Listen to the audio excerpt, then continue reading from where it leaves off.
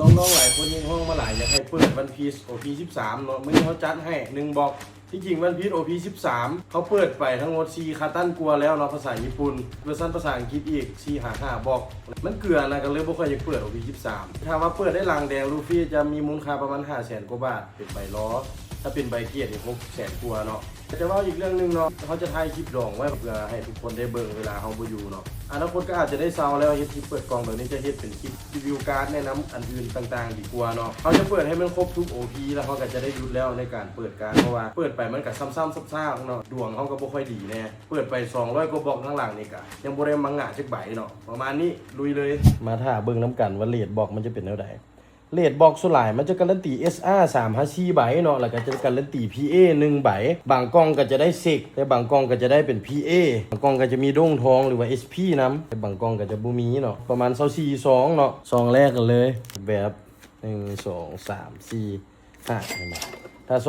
องที่2ขอพี่เบิ่งตามสูตรเฮาเนาะคือว่าเกลือเนาะถ้าพี่แล้วบ่มีสีแบบนี้ซองที่3ให้ว่าชื่อตัวละครนำบ่อันนี้บัลลังก์ท่านอิ๋มบ่ว่าตรงไหนเสียเวลา SR ของอุตะเนาะเป็นลูกของเซงคูดปึ๊บเกลือเนาะถ้าตัวใดมีด้งกับเกลือคือกัน2ที่4บอกปึ๊บปึ๊บปึ๊บปึ๊บเกลือเด้อ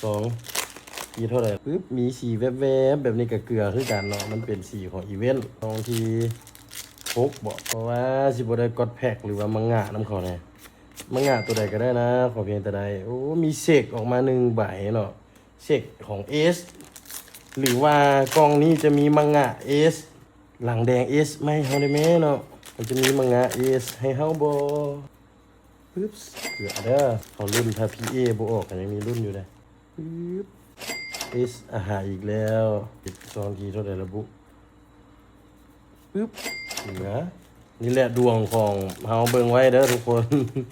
ปึ๊บเป็น SR ของบันนี่เนาะตอนนี้ SR ออกมา3ใบเสก1ปึ๊บเกลืออีกแล้วปึ๊บต้องเกลืออีกแล้วเนาะต่อไปเป็น SR บ่เกลือเนาะปึ๊บเนาะมาลุ้นน้ำกันว่าจะได้มังงะหรือบ่ปึ๊บเกลือมาเบิ่งผลประกอบการน้ำกันเปลี่ยน SR หมดแล้วเนาะบ่เหลืออย่างแล้วผลประกอบการของ OP 13แมนมี SR 4ใบแล้วก็เซก S 1ใบเนาะเจอกันงานการเก็บวันพีชวันที่6วันที่7เด้อ